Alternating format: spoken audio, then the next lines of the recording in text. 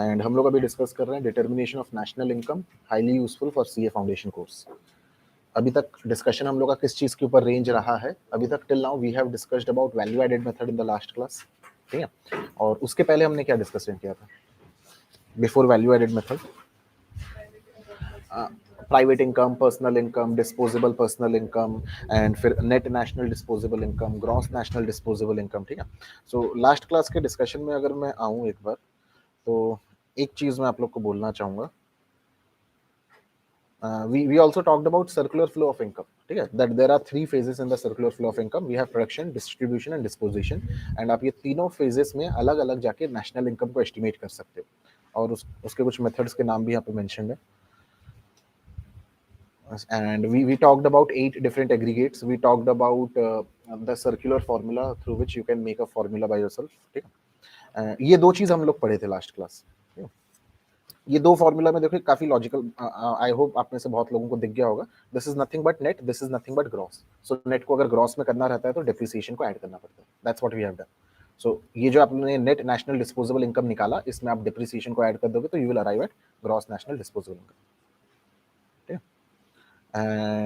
And या यही सब कुछ लास्ट क्लास का डिस्कशन था। And we ended the class by discussing income method. Last class we ended by discussing the precautions that we need to take while estimating national income using the income method. Precautions क्या क्या था कि sir capital gains को include नहीं किया जाता, wealth windfall profits को include नहीं किया जाता, ठीक है। इसके अलावा और क्या चीज था, एक सेकेंड। उसके बाद अगर आप सेकेंड हैंड गुड्स को खरीद रहे हो, बेच रहे हो, उसको आप नेशनल इनकम में एस्टिमेट नहीं करते। ऐसा क्यों? क्योंकि उसके वजह से कुछ भी current flow of goods and services में वो कंट्रीब्यूट नहीं करता, ठीक है। वी टॉक्ड अबाउट कुछ भी अगर आप payment out of past savings, उसको भी इंक्लूड नहीं। सो इस चीज के बारे में हमने डिस्कशन किया था लास्ट क्लास। लेकिन अगर ये सारी चीजों में अगर कुछ भी आप कमीशन या फिर ब्रोकरेज पे कर रहे हो, उसको इंक्लूड किया जाता है। क्योंकि अगर let's say someone wants to sell their car, ठीक है, कार को बेच के उसको 5 लाख रुपीज मिल रहा है, वो 5 लाख रुपए नेशनल इनकम के एस्टिमेशन में इंक्लूड नहीं किया जाएगा, ठीक है। लेकिन अगर मैंने हेल्प किया उस बंदे को कार बेचने में एंड इन रिटर्न मैं उससे 10% मांग रहा हूँ, तो 50,000 वो जो मेरे को पे करेगा दैट विल बी इंक्लूडेड। क्योंकि 50,000 के बदले मैंने उसको एक सर्विस प्रोवाइड किया। मैंने क्या सर्विस उसको प्रोवाइड किया? मैं उसके लिए बायर्स को खोजा, उस तक buyer, I have provided a service, that's it, ठीक है। एंड और क्या चीज, imputed value of the service provided by the owners of the production unit will be included. What do we mean by the term imputed? Estimated. Imputed का मतलब होता है estimated. तो अगर ओनर खुद से कुछ भी प्रोवाइड कर रहा है अपने बिजनेस में, तो उसका एस्टिमेटेड वैल्यू को भी इंक्लूड किया जाता है।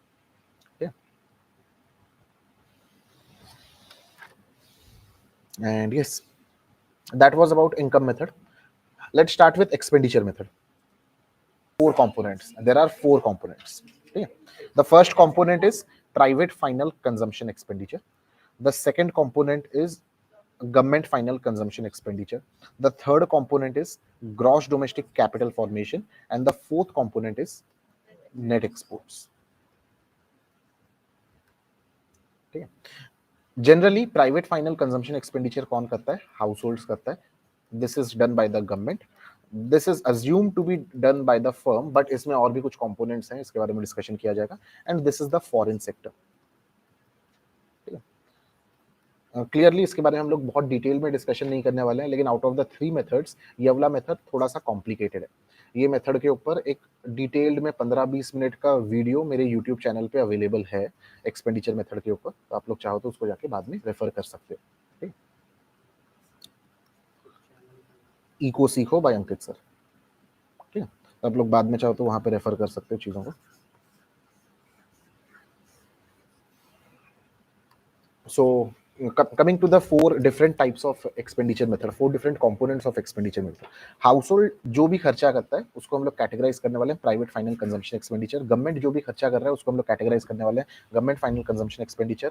Bye the firm we call it gross domestic capital formation, and finally we have net exports, ठीक है। ग्रॉस डोमेस्टिक कैपिटल फॉर्मेशन की तरफ आते हैं। फिर से इसको स्प्लिट किया गया है, क्या क्या ये? Gross domestic fixed capital formation and we have change in stock.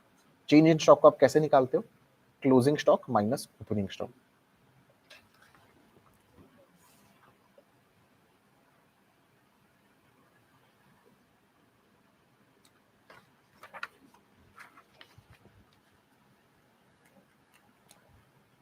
इससे ज्यादा इसके बारे में सिलेबस में कुछ दिया हुआ नहीं है तो मैं डिस्कस नहीं करूंगा। And according to expenditure method, अगर आप ये 4 अलग अलग कंपोनेंट्स को ऐड कर दोगे, you should B arriving at GDP MP. और अगर हमको नेशनल इनकम निकालना है तो हमको एक फॉर्मूला कंस्ट्रक्ट करना पड़ेगा। जो कुछ भी अननोन है उसको हम लोग लिखने वाले हैं लेफ्ट हैंड साइड में, जो कुछ भी नोन है उसको हम लोग लिखने वाले हैं राइट हैंड साइड में, and we will move from known to unknown. So gross को नेट करने के लिए क्या करना पड़ता है, माइनस डेप्रिसिएशन। डोमेस्टिक को नेशनल करने के लिए plus N FIFA, and market price को एफसी करने के लिए माइनस एनआईटी। ठीक है, थोड़ा सा मैं क्लैरिटी प्रोवाइड करना चाहूंगा। जब मैं आप लोग को ये चैप्टर पढ़ाना स्टार्ट किया उस समय आप में से कुछ लोग थे जो एनफीफा को एनएफआईए बोल रहे थे। ठीक है, एंड मैं भी पहले as a teacher as a student मैं भी एनएफआईए यूज करता था। यहाँ पे एक कंफ्यूजन क्रिएट कर सकता है इन द सेंस कि एनफीफा को आप लोग निकालते हो फीफा माइनस फीटा। ठीक है, let's say for an example, अगर एक कंट्री का फीफा है 100, एक कंट्री का फीटा है 20, सो इट शुड बी 80। कभी कभी क्वेश्चन में क्या करता है ना, हम लोग को एक कंपोनेंट दिया रहता है which is net factor income to abroad. हम लोग को ये फिगर दिया हुआ रहता है लेट्स से -50। ठीक है, यहाँ पे आप लोग गड़बड़ कर सकते हो क्योंकि हम लोग को जो कंपोनेंट चाहिए to find out everything that is net factor income from abroad, लेकिन यहाँ पे टू अब्रॉड दिया हुआ है। तो ये एन फीटा जो दिया हुआ है उसको एन फीफा बनाने के लिए all you have to do is add a subtract, मतलब एक माइनस साइन आप लोग को साइन चेंज करना है।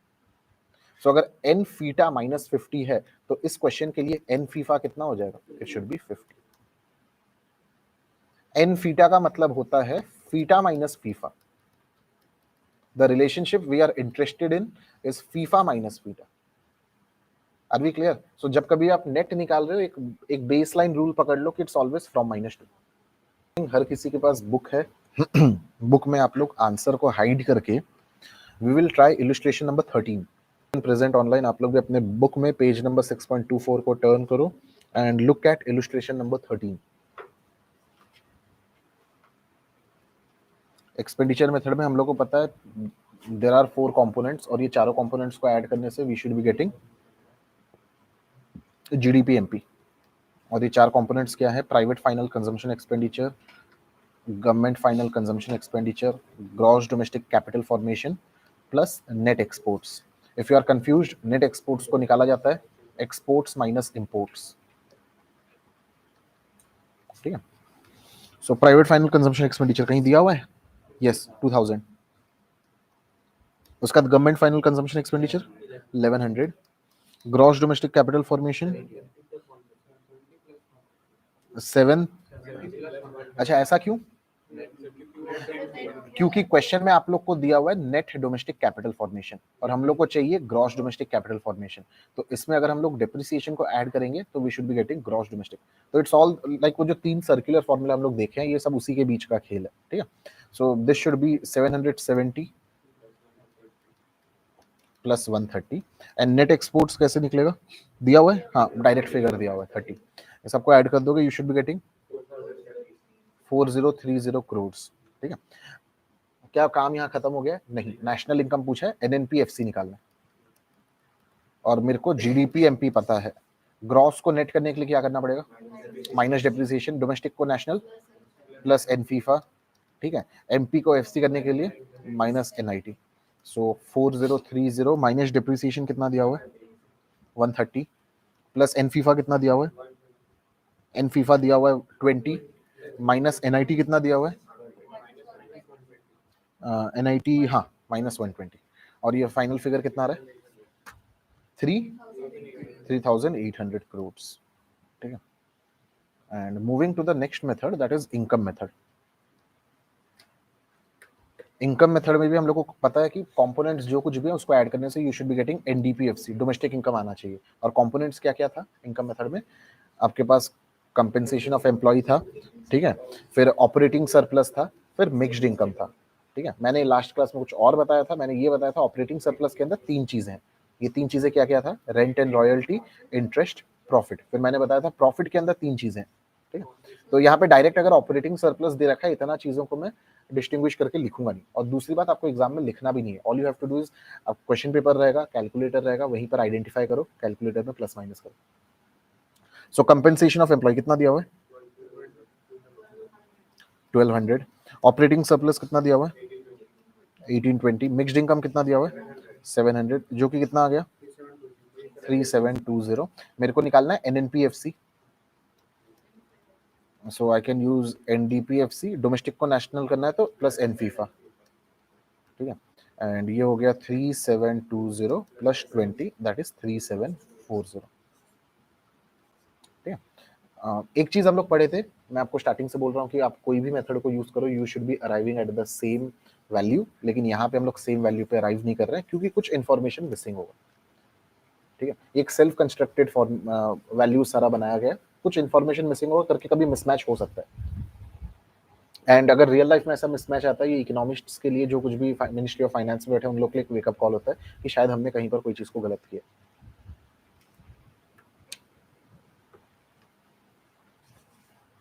Illustration number 10, let us try illustration number 10। Feature करता है इनकम मेथड में, और इनकम मेथड में वो फॉर्मूला क्या था, इनकम मेथड में फॉर्मूला था NDPFC is equals to compensation of employ plus operating surplus plus mixed income, ठीक है। यहाँ से मेरे को ऑपरेटिंग सरप्लस मिल सकता है, any how if I rich at this, अगर मेरे को ये दिख जाए तो I can find out operating surplus, ये मन में आना चाहिए। क्वेश्चन का पैटर्न को देखते हैं, क्वेश्चन में इन्फॉर्मेशन क्या क्या दिया हुआ है, आप लोग को सेल्स कंपेंसेशन ऑफ एम्प्लॉय दे दिया है, अच्छा ये कितना दिया हुआ है 800 दिया हुआ है, एंड मिक्स सेल्स मेरे को दिख रहा है, मेरे को कुछ एग्रीगेट यहाँ पे दिया रहता तो काम मिल जाता, मिक्स्ड इनकम भी मेरे को दिया हुआ है 400, कुछ एग्रीगेट भी नहीं दिया हुआ है, एग्रीगेट अगर देता मैं फॉर्मूला कंस्ट्रक्ट करके एनडीपीएफसी निकाल देता, फिर यहाँ पे चीज़ों को पुट कर देता, मतलब ये जो क्वेश्चन है इसमें घी से सीधा उंगली से नहीं निकलने वाला, तो आप लोग उंगली को थोड़ा टेढ़ा करना पड़ेगा, एनडीपीएफसी हम लोग को एस्टिमेट करना पड़ेगा। अच्छा एनडीपीएफसी मतलब एक एग्रीगेट ही मेरे को निकालना है, और सिर्फ 3 ही फॉर्मूला हम लोग पढ़े हैं जो आप लोग एक एग्रीगेट निकाल के देता है। ये 3 फॉर्मूला क्या क्या था, एक वैल्यू एडेड का फॉर्मूला था, एक इनकम मेथड का फॉर्मूला था, और एक एक्सपेंडिचर। ये 3 ही फॉर्मूलाज हम लोग पढ़े जो एग्रीगेट निकाल के देता है, यस और no, without any other aggregate. बाकी सारे एग्रीगेट्स निकालने के लिए आपको एक फॉर्मूला कंस्ट्रक्ट करना पड़ेगा जिसमें एक और एग्रीगेट को यूज करना पड़ेगा, कुछ ऐसा डिस्कशन हम लोग किए, ठीक है। देखते हैं इनकम मेथड तो हम लोग को निकालना है, ये आउट ऑफ क्वेश्चन है। अगर मेरे को क्वेश्चन में वैल्यू एडेड या फिर एक्सपेंडिचर का कुछ डेटा दिख रहा होगा तो मैं दोनों में से कोई एक मेथड को यूज करके I will find out whatever I can get. So expenditure के लिए आप लोग कंपोनेंट्स चाहिए होता है, private final consumption expenditure, government final consumption, ऐसा कुछ भी मेरे को दिखेगा, ठीक है। तो ये भी आउट ऑफ क्वेश्चन है शायद। वैल्यू एडेड के कंपोनेंट्स को देखते हैं। वैल्यू एडेड के बारे में हमको पता है, it is value of output minus intermediate consumption. Value of output के बारे में हमको पता है, this is sales plus change in stock plus production for self consumption, जो कि बहुत सारे क्वेश्चंस में मिसिंग होता है, लेकिन फिर भी हम लोग उसको हमेशा पढ़ते समय पढ़ेंगे। इन केस आपके एग्जाम में अगर प्रोडक्शन आ गया तो यू विल बी क्लियर इसको कहां डालना। क्या इस क्वेश्चन में सेल्स दिख रहा है? Yes correct fine. क्वेश्चन में मेरे को सेल्स दिख रहा है जो कि कितने का है 4000, एंड मेरे को चेंज इन स्टॉक दिख रहा है क्या? चेंज इन स्टॉक मेरे को नहीं दिख रहा, ठीक है। प्रोडक्शन फॉर सेल्फ कंजम्पशन वो भी मेरे को नहीं दिख रहा, तो नहीं है 0 माइनस इंटरमीडिएट कंजम्पशन में तो क्वेश्चन में दिख रहा है, यस 600, फाइन हो गया मेरा काम। तो वैल्यू एडेड आ गया मेरा 3400, और वैल्यू एडेड का एग्रीगेट वाला नाम क्या है? इट इज जीवीएएमपी, सॉरी जीवीएएमपी, हाँ सही बोल रहा हूँ ना मैं? हाँ जीवीएमपी, करेक्ट जीवीएमपी। और हमको ये भी पता है कि जीवीएमपी को सर अगर आप ऐड करते हो, एक इकोनॉमी में जितने भी फर्म्स हैं सबका जीवीएमपी को अगर आप ऐड करते हो तो आपको जीडीपीएमपी मिलता है। तो कुछ और मेंशन नहीं है क्वेश्चन में, कोई और सेक्टर नहीं होगा, कुछ और फर्म नहीं होगा, मतलब यही मेरा जीडीपीएमपी है। सो जीडीपीएमपी इज 3400। ओके, मेरे को क्या जानना है? मेरे को जानना है एनडीपीएफसी कितना है। तो जीडीपीएमपी से एनडीपीएफसी को बनाता है, अननोन को लेफ्ट हैंड साइड में, नोन को राइट हैंड साइड में, ग्रॉस से नेट जाने के लिए आपको क्या करना पड़ता है? माइनस डेप्रिसिएशन, डोमेस्टिक से domestic no change, market price से फैक्टर कॉस्ट के लिए आपको minus NIT. So 3400 minus depreciation question में दिया हुआ है, yes consumption of fixed capital, and NIT question में दिया हुआ है, यस 500। ये कितना आ गया? 2700। So yes I have everything now, इसको यूज करके I can find out operating surplus. So finally मेरा ऑपरेटिंग सरप्लस कितना आ जाएगा? 15। And let's talk about the system of regional accounts in India. And surprisingly यहाँ पे जो भी है उसमें से 70-80% हम लोग ऑलरेडी डिस्कस कर चुके हैं। रीजनल अकाउंट्स मतलब नेशनल इनकम को नेशनल लेवल में नहीं निकाल के स्टेट के लेवल पे निकालना, डिस्ट्रिक्ट्स के लेवल पे निकालना। ठीक है, आप लोग को कल मैं SGDP के बारे में बोला था, ठीक है, which is state gross domestic product. यहाँ पे हम लोग को बोला गया है something known as NSDP, which is net state domestic product.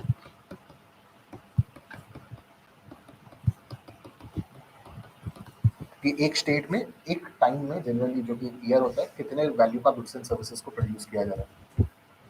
ठीक है, then there is something known as per capita state income, which is the same as per capita income, जो कि नेशनल लेवल पे निकाला जाता है। और जनरली स्टेट में इसको कौन निकालता है? DES, जिसका फुल फॉर्म क्या है? Directorate of economics and statistics. State level पे ये लोग इंटरेस्टेड हैं for finding out the states GDP and all.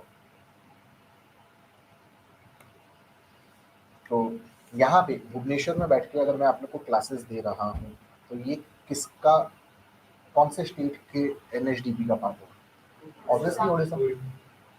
ठीक है, अब थोड़ा एक चीज को समझिए। अगर मैं बोलूँ कि पास में कोई बेकरी है, ठीक है, वो किसके NSDP का पार्ट होगा? ओडिशा। कराची बेकरी का एक ब्रांच हैदराबाद में है, वो किसके डोमेस्टिक मतलब किसके किसके NSDP का पार्ट होगा? तेलंगाना का वो पार्ट होने वाला है। ठीक है, सो जहाँ पे वो चीज़ बिलोंग करता है नेचुरली सर वो वहाँ का। अगर मैं आप लोग से पूछूं रेलवेज, ये किस कौन से स्टेट के NSDP को बिलोंग करेगा? अगर भुवनेश्वर से कोलकाता तक एक ट्रेन सर्विस चल रहा है, भुवनेश्वर से मुंबई चल रहा है, ये किसके NSDP का पार्ट होगा? दैट इज कंफ्यूजिंग, समझ में? इंश्योरेंस, रेलवेज, ये सारा चीज बहुत कंफ्यूजिंग है। ये सबको हम लोग बोलते हैं समथिंग नोन एज सुप्रा रीजनल सेक्टर्स।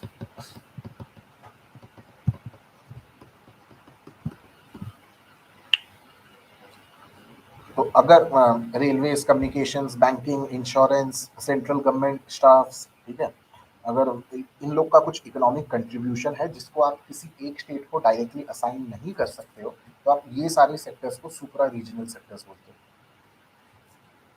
तो अगर इंडिया में कितने स्टेट्स हैं? आई थिंक 28 स्टेट्स है ना, ठीक है, तो 28 स्टेट्स का अपना अपना NSDP निकलता है, फिर ये सुप्रा रीजनल सेक्टर का भी एक NSDP को कैलकुलेट किया जाता है। समझ में आ रहा है?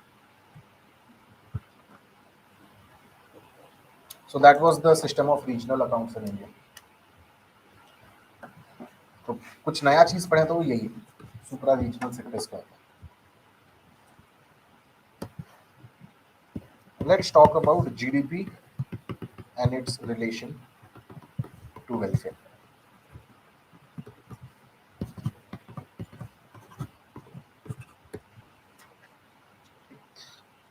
Can anyone tell me what is GDP? उसका full form gross domestic product, उसका मतलब क्या?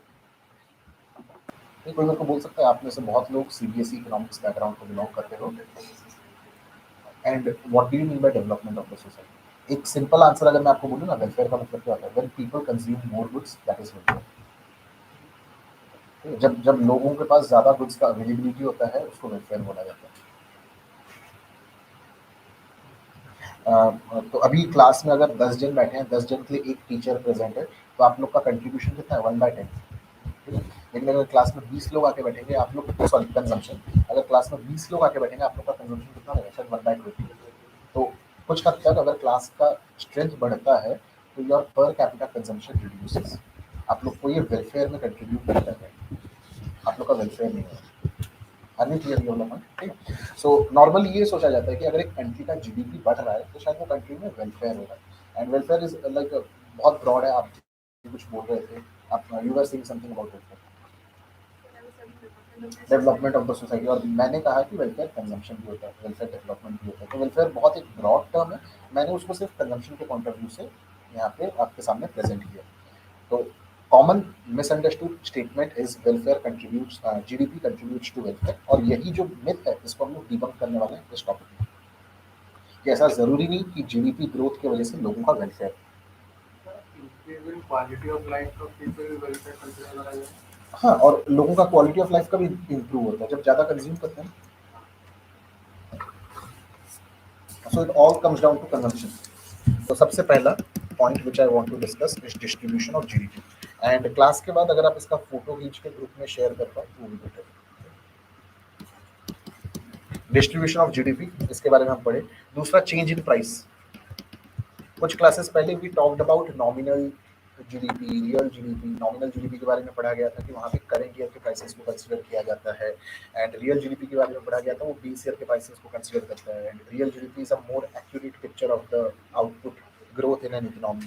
ठीक है, तो ऐसा हो सकता है कि जो जीडीपी को कोट किया जा रहा है वो नॉमिनल जीडीपी हो, और अगर वो नॉमिनल जीडीपी होगा तो उसमें प्राइस चेंज हो रहा है, और सुन के अच्छा लगेगा कि सर 1 करोड़ का जीडीपी अब 5 करोड़ का जीडीपी बन चुका है, तो ये जो 5 करोड़ का फिगर बोल रहे हो शायद ये नॉमिनल जीडीपी हो। अगर उस साल का आप रियल जीडीपी निकालने जाओगे तो शायद वो 1 करोड़ ही हो। तो 1 करोड़ को 1 करोड़ से अगर आप कंपेयर करोगे तो there is no growth. So that is point number 2। Point number 3 is non monetary exchanges. कुछ देर पहले कोई मेरे को बोला कि सर वेलफेयर का मतलब improve in the standard of living भी होता है। ठीक है, so let's say someone enjoys gardening. So gardening अगर वो करते हैं उनको सेटिस्फैक्शन मिलता है, उनका लीजर टाइम को बेटर वे में यूज कर पाते हैं, वेलफेयर उनको मिल रहा है। ठीक है, लेकिन क्या वो गार्डनिंग जो हाउस गार्डनिंग किया जा रहा है, टेरेस गार्डनिंग किया जा रहा है, उसकी वजह से जीडीपी में कुछ इम्पैक्ट नहीं? देश का जीडीपी नहीं बढ़ा लेकिन देश का वेलफेयर बढ़ा। अभी क्लियर? तो ये जो जनरलाइजेशन है जीडीपी लीड्स टू वेलफेयर, ये जनरलाइजेशन को हम लोग डिबंक करने की कोशिश करते हैं। Point number 4 can be externalities, and more about externalities in later chapter. हम लोग इसको चैप्टर 7 या चैप्टर 8 में डिस्कस करने वाले हैं, और डिटेल में डिस्कस किया जाएगा। But to just to give you idea what is externality, किसी भी फर्म के एक्टिविटी के वजह से, यहाँ पे जो क्लासेस मैं प्रोवाइड कर रहा हूँ आप लोग को, I am the producer, you all are the consumers. ठीक है, लेकिन इसकी वजह से कोई थर्ड पर्सन है हु गेट्स अफेक्टेड। वो जो अफेक्टेड हो रहा है वो पॉजिटिव सेंस में भी हो सकता है, नेगेटिव सेंस में भी हो सकता है। सो एक्सटर्नलिटी दो टाइप का हो सकता है, it can be positive externality, it can be negative externality. Positive externality मतलब बेनिफिट, उसको कुछ बेनिफिट हो रहा है। नेगेटिव एक्सटर्नलिटी मतलब उसको कुछ हार्म हो रहा है। तो यहाँ पे जो क्लासेस प्रोवाइड किया जा रहा है, यहाँ पे थर्ड पर्सन कौन है जिसको कुछ बेनिफिट मिलेगा? That is society. अगर आप लोग पढ़ लिख के क्वालिफाइड चार्टर्ड अकाउंटेंट बनते हो फ्यूचर में, you will contribute to the nations taxes. आप लोग टैक्स पे करोगे, सोसाइटी का भला होगा। ठीक है, तो ये जो थर्ड पार्टी है ये हम लोग को कुछ पेमेंट नहीं कर रहा है कि sir because of you you are giving chartered accountancy classes, ये रखिए 10 करोड़ रुपए। ठीक है, कोई भी हमको ऐसा कुछ पेमेंट नहीं कर रहा है। Are we clear?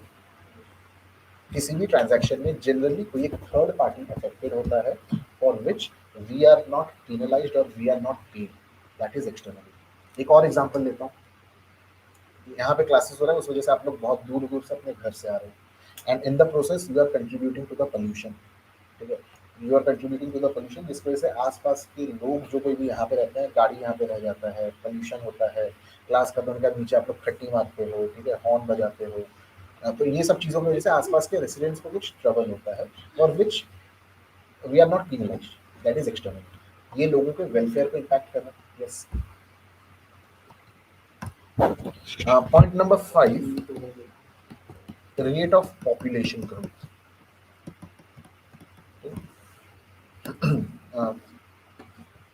अगर एक कंट्री में देर आर 100 पीपल और उस कंट्री में 100 स्मार्टफोन्स को प्रोड्यूस किया जा रहा है, सो ऑन एन एवरेज हर एक इंसान को कितना स्मार्टफोन मिलेगा? एक। ठीक है, लेट्स से दूसरे साल वो कंट्री का पॉपुलेशन ग्रोथ रेट था 10%, लेकिन वो कंट्री का GDP growth rate is 7%। GDP growth rate is huge. अगर 7% का जीडीपी आप ग्रोथ रेट रजिस्टर कर रहे हो, दैट्स अ गुड नंबर। ठीक है, तो आप अगले साल कितना फोन्स को प्रोड्यूस कर रहे हैं? 107। अगले साल देश में कितने लोग हैं? 110। ठीक है, अब ऑन एन एवरेज क्या हर एक इंसान को एक स्मार्टफोन मिल सकता है? नहीं। क्या लोगों का वेलफेयर हुआ है? नहीं। आगे देख, that is rate of population growth. And moving to the 6th point, that is composition of GDP.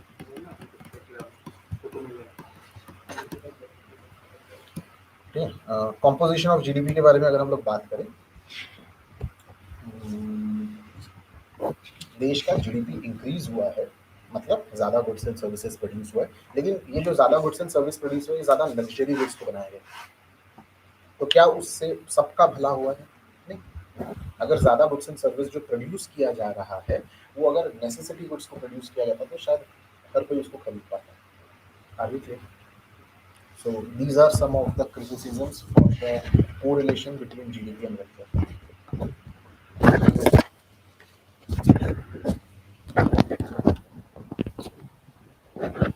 And finally, moving to the last part of this unit,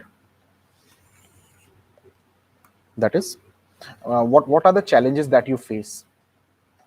आप लोग उसको फेस नहीं करने वाले हो, ठीक है, national income, but what are the challenges that people in the government and बहुत सारे प्राइवेट इंस्टीट्यूशंस भी हैं, रिसर्च इंस्टीट्यूशंस भी हैं, वो लोग भी निकालते हैं. It's not only the government, लेकिन रिलायबल ज्यादा किसका होता है? गवर्नमेंट का ही होता है. सो इन द फ्यूचर अगर आप में से कोई कोई एक थिंक टैंक को ज्वाइन करेगा, कोई रिसर्च इंस्टीट्यूट को ज्वाइन करेगा, तो आप लोग देखोगे the challenges that is involve. ठीक. So what do you think, challenge क्या है इसको लेकर? सबसे पहला चैलेंज तो यही है, challenges while estimating national income. सबसे पहला चैलेंजेस यही है कि आप लोग को बोला गया था ये जो अकाउंटेंसी या फिर नेशनल इनकम, ये सारे पार्ट प्योरली ह्यूमन मेड है. ठीक है, तो एक क्लियर अग्रीड डेफिनेशन नहीं है which everyone agrees to. What is gravity, ये एक ऐसा चीज है जो हर कोई अग्री करेगा. ठीक है, यहाँ पे लोगों का अलग स्कूल ऑफ थॉट नहीं है. लेकिन what is this, what is that, accountancy हो गया, इकोनॉमिक्स का भी बहुत सारा पोर्शन ऐसा हो जाता है जिसमें बहुत सारे लोगों का अलग अलग ओपिनियन होता है. Everyone comes with their own arguments which is valid. ठीक है, तो सबसे पहला चीज यही है, इंडिया में जैसे नेशनल इनकम कैलकुलेट किया जाता है, मे भी कोई और कंट्री में उसको एक अलग वे में कैलकुलेट किया जाता है. ठीक है, सबसे पहला चैलेंज यही है कि there is a lack of agreed definition. So let me write it down for you as well. Book के ही पॉइंट्स को मैं लिख रहा हूँ, but at the same time हम लोग उसको डिस्कस भी कर रहे हैं.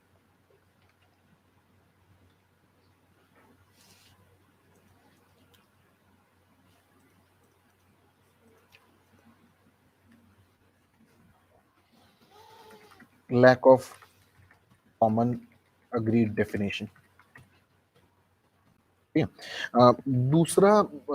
दूसरा डिस्कशन इसको लेकर, हमने इसको डिस्कस नहीं किया because it was not in our syllabus. ये जो फाइनल गुड्स होता है एंड इंटरमीडिएट गुड्स होता है,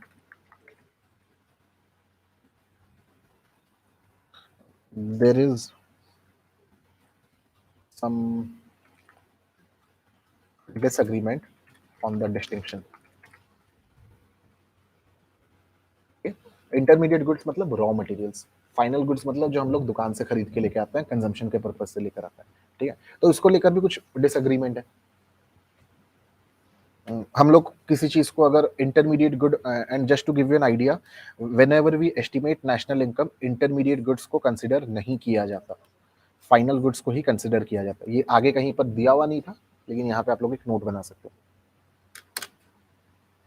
और अगर आप इंटरमीडिएट गुड्स को कंसिडर कर लोगे तो एक प्रॉब्लम आ जाता है which is known as problem of double counting.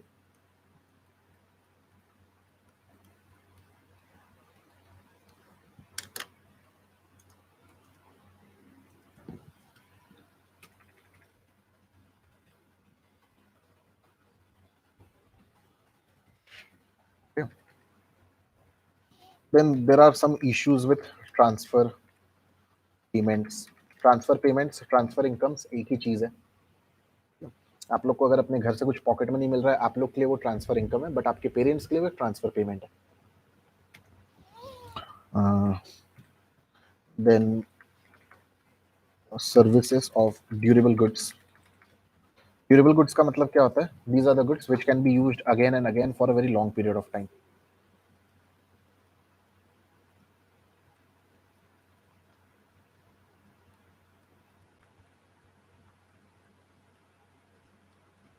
Some example of durable goods.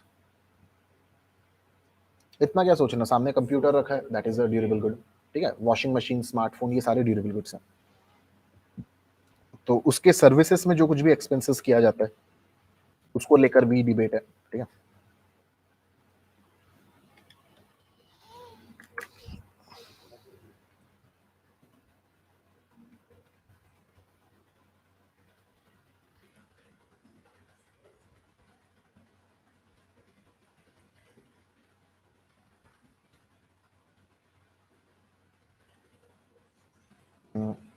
कुछ लोगों का ये मानना है कि नेशनल इनकम जो हम लोग कैलकुलेट कर रहे हैं वो एक्यूरेट नहीं है, क्योंकि वहां पे आप इनकम इनक्वालिटी को शो नहीं कर पाते.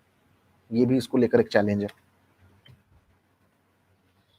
Then valuation of a new good at a constant prices. Valuation of government services. Government defence provide करता है, वो डिफेंस जो प्रोवाइड कर रहा है उसका वैल्यूएशन नेशनल इनकम में इंक्लूड नहीं किया जाता, और उसको वैल्यूएशन निकालना भी बहुत मुश्किल है कि कितना valuation.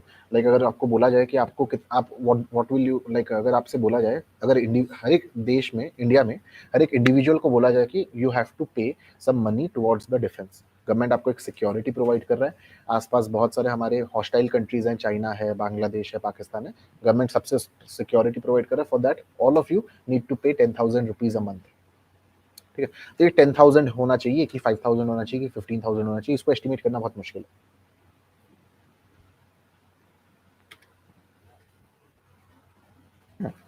Then there can be inadequacy of reliable data. Then बहुत सारे नॉन मोनेटाइज्ड सेक्टर्स भी होते हैं।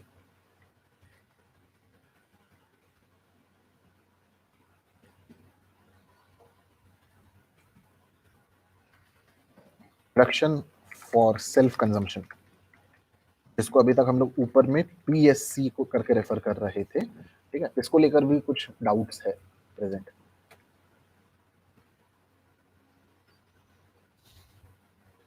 एंड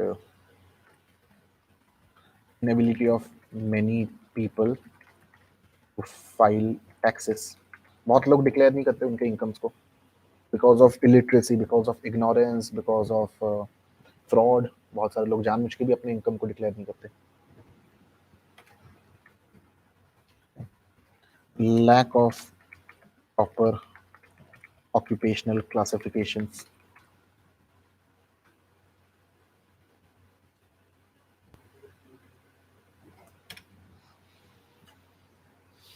and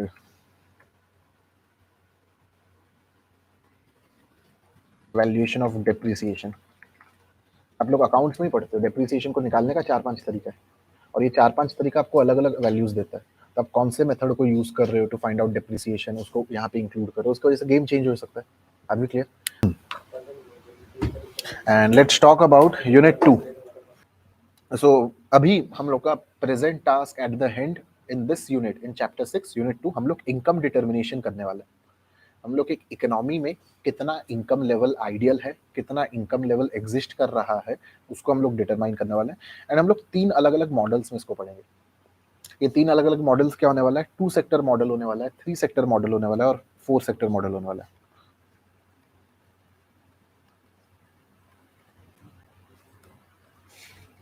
आप लोग अभी तक 2 सेक्टर मॉडल को शायद पढ़े हो, आप में से कुछ लोग 2 सेक्टर मॉडल को पढ़े हो, कुछ लोग 2 सेक्टर मॉडल को नहीं पढ़े।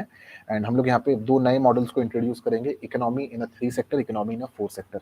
If we are confused sir what is a 2 sector, 3 sector और 4 सेक्टर, 2 सेक्टर में you will only look at household and firms, उनके बीच में क्या इंटरेक्शन हो रहा है, कैसे गुड्स एंड सर्विसेज एक्सचेंज होता है। 3 सेक्टर में आप हाउस होल्ड्स, फर्म्स और गवर्नमेंट के बारे में डिस्कस करते हो। एंड 4 सेक्टर में हाउस होल्ड्स, फर्म्स, गवर्नमेंट और एक फॉरेन सेक्टर भी होता है।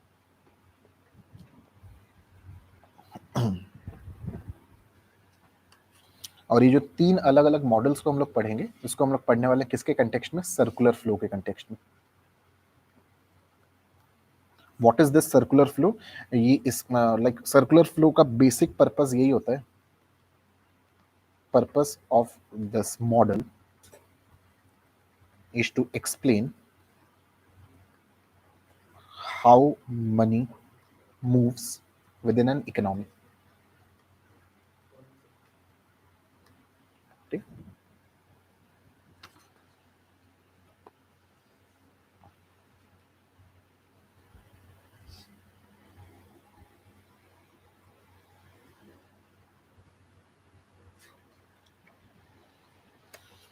so let us start with a 2 sector economy.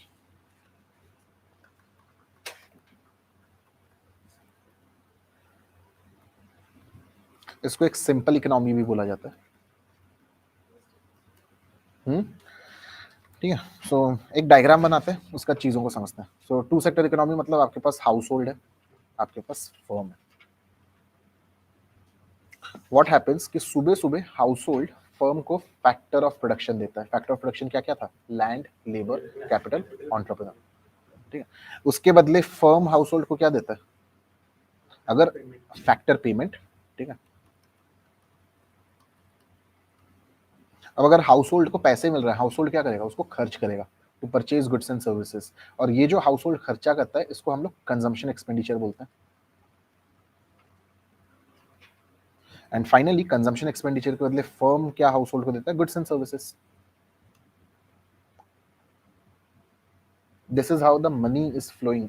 तो हाउस होल्ड को जो पैसा मिल रहा है फॉर लेबर, फॉर वेजेस, ये सारा का सारा पैसा वो वापस से खर्च कर रहा है in the form of consumption expenditure to purchase goods and services. Are we clear?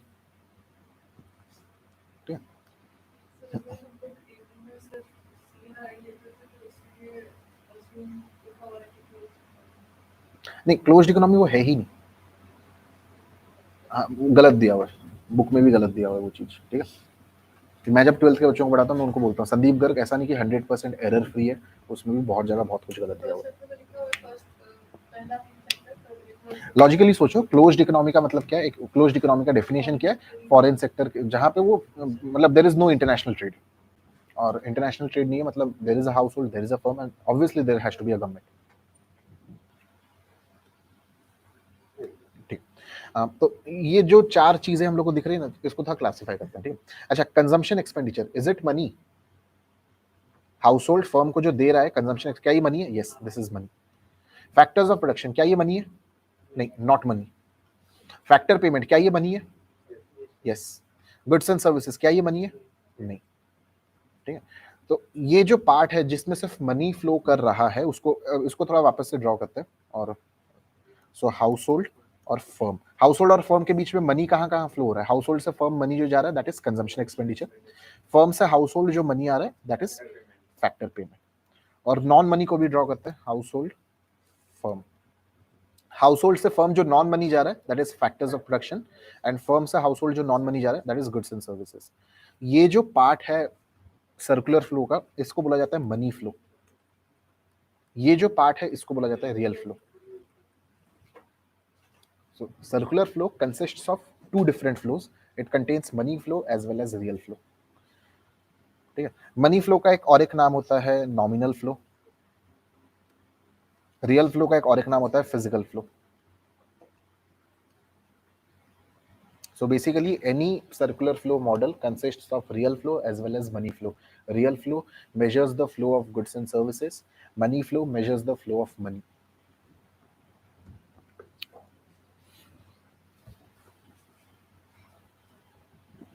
अच्छा, अगर हम लोग अज्यूम करें ये जो हाउस होल्ड है इसको गवर्नमेंट 10 करोड़ रुपए का स्कॉलरशिप भी दे रहा है, तो ये 10 करोड़ का जो स्कॉलरशिप होगा कंजम्पशन एक्सपेंडिचर कर सकता है। ठीक है। क्या ये 10 करोड़ का स्कॉलरशिप मैं यहाँ पे इसी डायग्राम में फर्म के पास से कुछ एरो में शो कर सकता हूँ? नहीं, ये जो 10 करोड़ है this is coming from somewhere outside the system, इसको इंजेक्शंस बोला जाता है। So, कोई भी सर्कुलर फ्लो मॉडल में इंजेक्शंस, लीकेजेस भी होते हैं। इंजेक्शंस का मतलब होता है अगर कुछ भी पैसा मॉडल के बाहर से आ रहा है, लीकेजेस का मतलब कोई भी पैसा अगर मॉडल से निकल रहा है। अगर ये हाउस होल्ड बोलेगा हमको जितना भी फैक्टर पेमेंट मिल रहा है हम उसका कुछ परसेंटेज सेव करेंगे हमारे बच्चों के हायर एजुकेशन के लिए या फिर फ्यूचर अनसर्टेनिटी के लिए, तो that would be leakage. So circular flow in a two sector economy ये अजम्पशन करके चला जाता है there are no injections, there are no leakages. Let me write down the definition for injections and leakages and the statement I just made. Because of this assumption हम लोग यहाँ पे एक रिलेशनशिप को एस्टेब्लिश कर सकते हैं। We can say that whatever is the factor payment that has to be the household income. Do you agree? Household को और कहीं से पैसा मिल ही नहीं रहा, तो हाउस होल्ड के पास जितना भी इनकम है वो फैक्टर पेमेंट ही होगा। That has to be households expenditure, that has to be total receipt of the firm, that has to be value of output.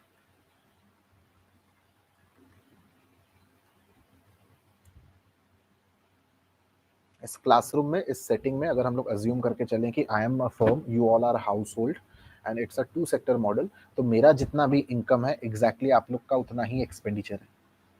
ठीक है, मेरा जितना भी खर्चा है एग्जैक्टली आप लोग का उतना ही इनकम है। There is no injection, there is no leakage.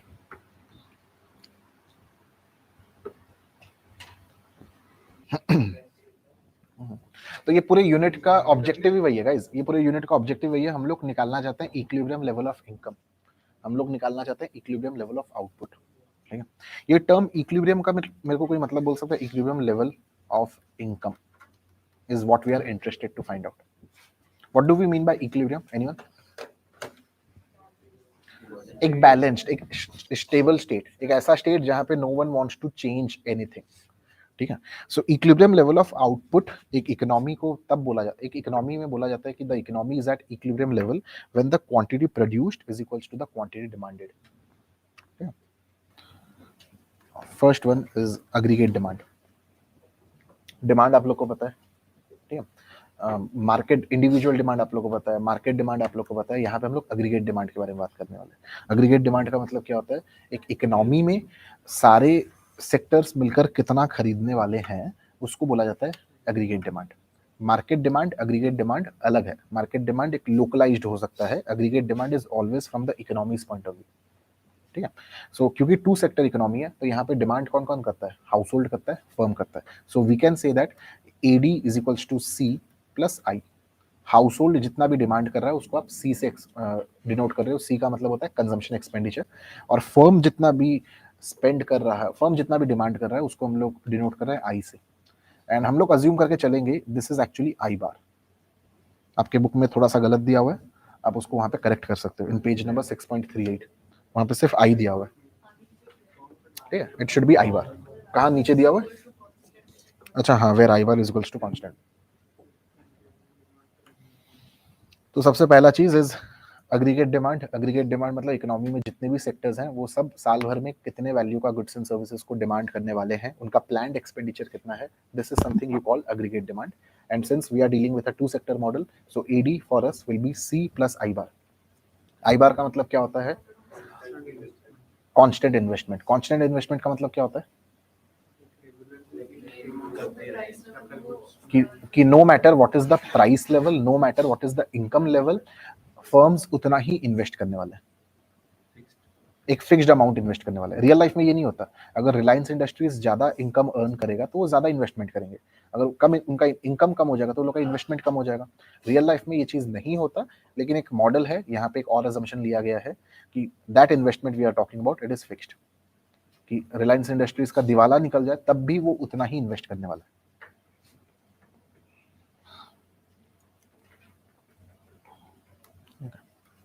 Let's talk about consumption function. ये वर्ड फंक्शन का मतलब क्या होता है? ये वर्ड फंक्शन का मतलब क्या होता है? फंक्शन एक रिलेशनशिप होता है। ठीक है, तो कंजम्पशन किसके ऊपर डिपेंड करता है? कंजम्पशन डिपेंड करता है इनकम के ऊपर।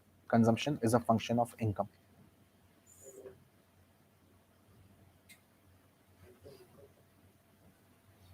और to put it more aptly हम लोग बोल सकते हैं C is equals to A plus BY। ये A का मतलब क्या है? Autonomous consumption. इसको बहुत जगह स्मॉल c बार करके भी डिनोट किया जाता है। जहां कहीं भी ऑटोनोमस वर्ड है, this is autonomous investment. And ये वर्ड ऑटोनोमस का मतलब इंडिपेंडेंट होता है, it is independent of the level of income.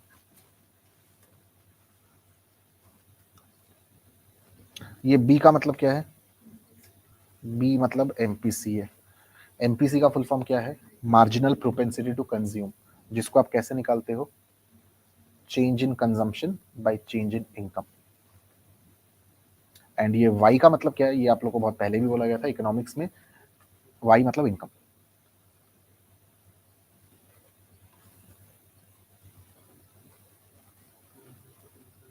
I का मतलब इन्वेस्टमेंट होता है।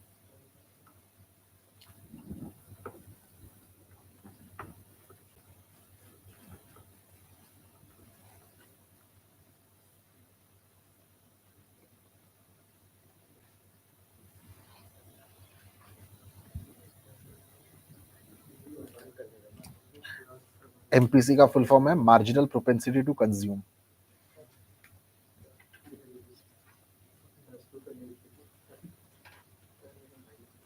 ऑटोनोमस कंजम्पशन, चलिए थोड़ा ना इसको डिस्कस करते हैं गाइस, यहाँ पे ध्यान दीजिए। ठीक है, एक छोटा सा एग्जांपल देता हूँ। ठीक है, For an economy, consumption function is given as 50 plus 0.75 y.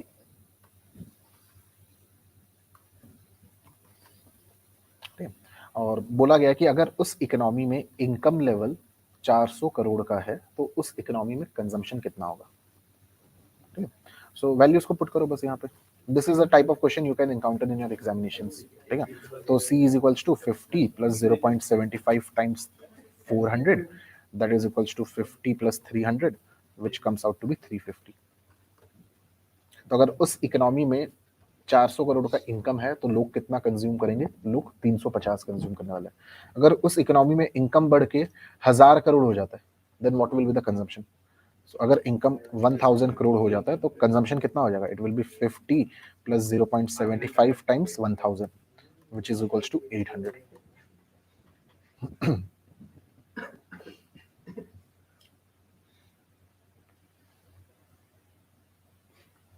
Are we clear? ठीक है, सो एक चीज यहाँ पे नोटिस करो, इनकम कितना बढ़ रहा है मेरे एग्जांपल में? 600. और कंजम्पशन कितना बढ़ रहा है?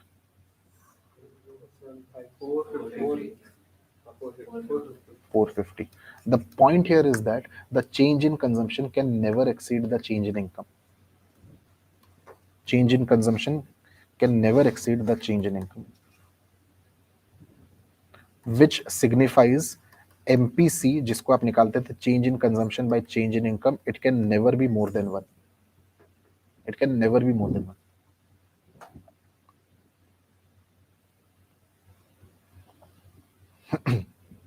आप लोग का नौकरी लग जाता है, if you start earning 20,000 rupees more, your consumption will never be more than 20,000. ठीक है, आज के टाइम में ये रेलिवेंट नहीं है, क्योंकि आज के टाइम में यू कैन लाइक BNPL कर सकते हो. BNPL इज बाय नाउ पे लेटर, क्रेडिट कार्ड का स्कीम, कुछ भी आप लोग यूज करो, you can increase your consumption. लेकिन केनीज के मॉडल में ये अजम्पशन लिया गया that this thing will never.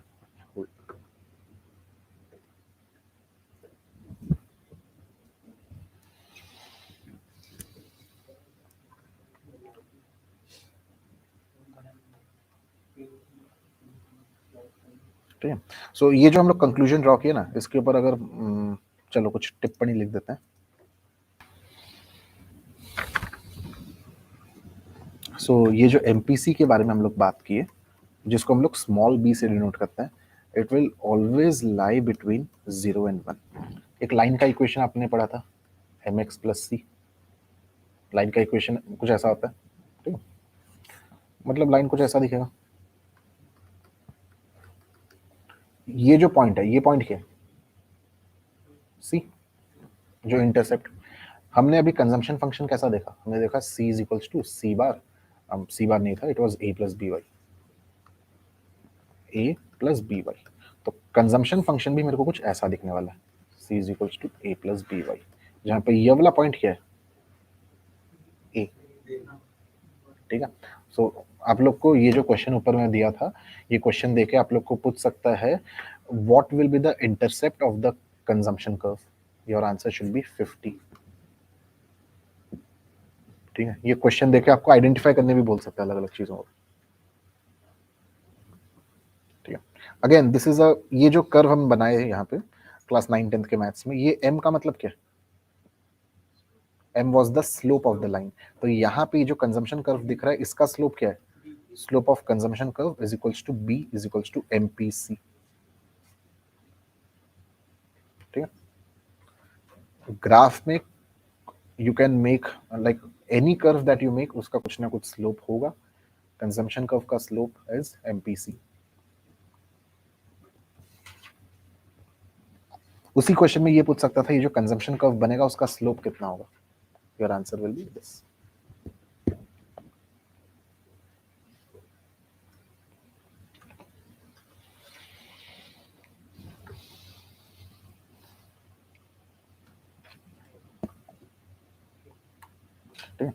If we have to talk about APC, MPC के बारे में अभी तक डिस्कशन चल रहा था. MPC का फुल फॉर्म क्या था? Marginal propensity to consume. APC का फुल फॉर्म क्या है? Average propensity to consume. इसको कैसे निकाला जाता है? C by Y. MPC को आप कैसे निकालते हो? Change in consumption by change in one. ठीक है, कुछ लोगों के लिए शायद कुछ कंफ्यूजिंग होगा, एक एग्जांपल लेते हैं इसको समझने के लिए। ठीक है, लेट्स से आपका इनकम लेवल दिया हुआ है, कंजम्पशन लेवल दिया हुआ है। Income 0, you are consuming 50, income becomes 100, you are consuming 90. Income becomes 200, you are now consuming 200. Income becomes 300, you are now consuming 240. 400, 320. ठीक, अगर मेरे को इस टेबल में एपीसी को निकालना रहेगा, so for all different level APC कैसे आएगा, C by Y, 50 by 0 undefined, 90 by 100 0.9, 200 by 200 1, 240 by this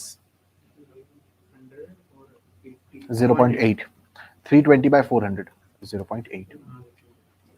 अगर मेरे को एमपीसी निकालना रहेगा, एमपीसी कैसे निकाला जाता है, change in consumption by change in income, पहले वाले के केस में डैश, अब चेंज इन कंजम्पशन कितना हो रहा है 40, बाय चेंज इन इनकम कितना हो रहा है 100, so it is 0.4, then 110 by 100 which is 1.1, then it is 40 by 10 100 sorry which is 0.4, and finally it is 80 by 100 which is 0.8।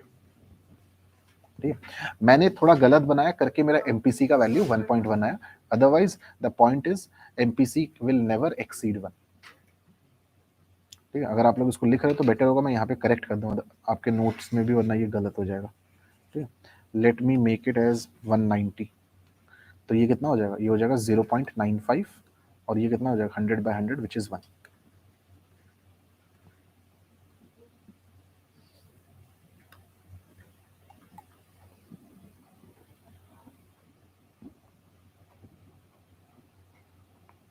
It can either be consumed or saved. There is no third alternative. To savings function, तो जैसे consumption function क्या था, consumption is a function of income, वैसे ही savings is also a function of income। एक इंसान कितना save करेगा वो किसके ऊपर डिपेंड करता है, वो उसके लेवल ऑफ इनकम के ऊपर डिपेंड करता है। किसका सेविंग्स ज्यादा होगा, मेरा ना मुकेश अंबानी का, obviously Mukesh Ambani, why, because he is having a income level which is much higher than what I am earning। अभी क्लियर?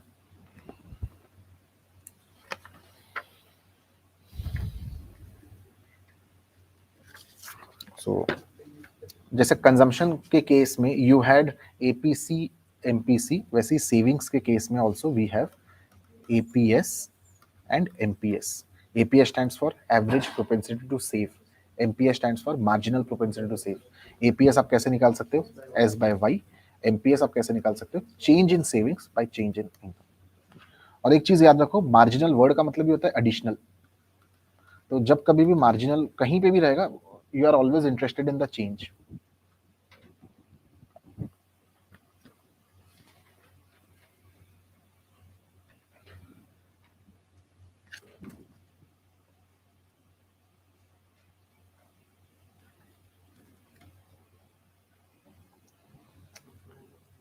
एमपीएस जैसे एमपीसी को हम लोग बी बोलते थे, एमपीएस को 1 माइनस बी बोला जाता है, because MPC plus MPS will always be equals to 1,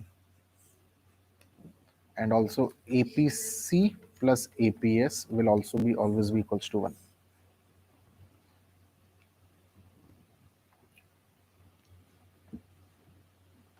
so मैंने जो क्वेश्चन दिया था C is equals to 50 plus 0.75y, अगर यहाँ पे मैं आप लोग से पूछूं what will be the value of MPS, आप लोग का आंसर क्या होना चाहिए, sir MPS should be 1 minus B which is 1 minus 0.75 which should be 0.25।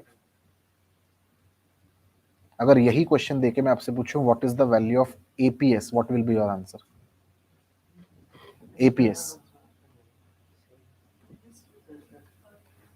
APS अगर पूछा जाए तो आप लोग का आंसर -50 which is incorrect। ठीक है, the correct answer is can not be determined, because to find out APS you need to have the level of savings, you need to have the level of income, आपके पास दोनों ही नहीं है, भले ही आप कुछ एक भी अगर आपके पास आएगा तो आप निकाल सकते हो। So for this question the value of APS cannot be determined, the value of MPS can be determined।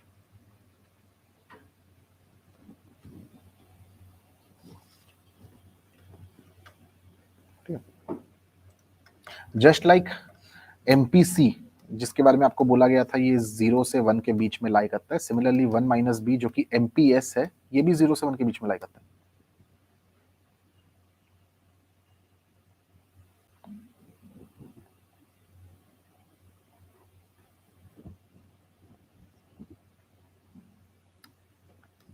MPC used to tell you about the slope of the consumption curve. Similarly, MPS आपको किसका slope बोलेगा?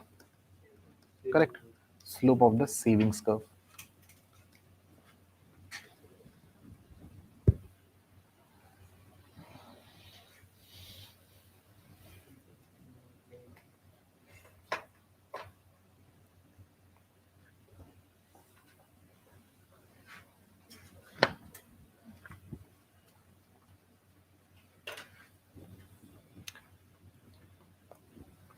ठीक है, so एक question आप लोग के लिए, what will be the APS when income is equals to 1000 and consumption is equals to 200?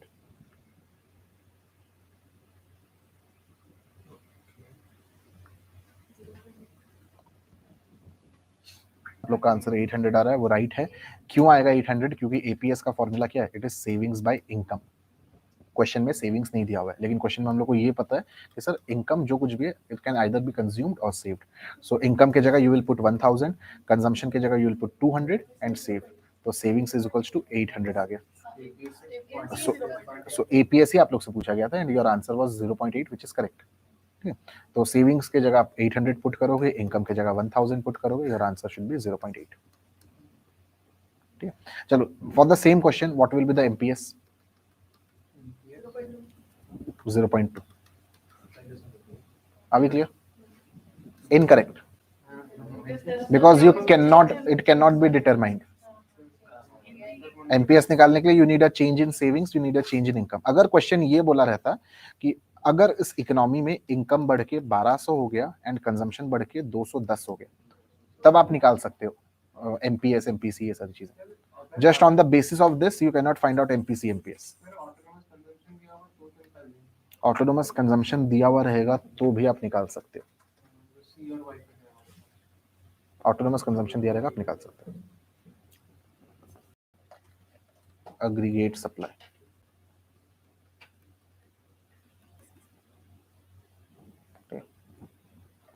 Aggregate demand मतलब एक ईयर में इकोनॉमी में जितने भी सेक्टर्स हैं वो कितने वैल्यू का गुड्स एंड सर्विसेज को डिमांड करना चाहते हैं, that is your aggregate supply.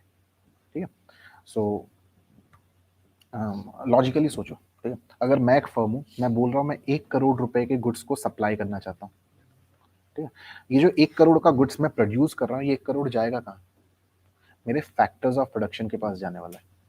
1 crore का जो गुड्स मैं बोल रहा हूँ मैं सप्लाई करना चाहता हूँ, 1 करोड़ रुपए का जो वैल्यू है वो जाएगा कहाँ? कुछ जाएगा लैंड के पास, कुछ जाएगा लेबर के पास, कुछ जाएगा कैपिटल के पास, कुछ जाएगा एंटरप्रेन्योर, मैं अपने साथ घर लेकर जाऊंगा। That 1 crore is distributed as income and that income can either be saved or consumed. So AS is always equals to Y, which in turn is equal to C plus S.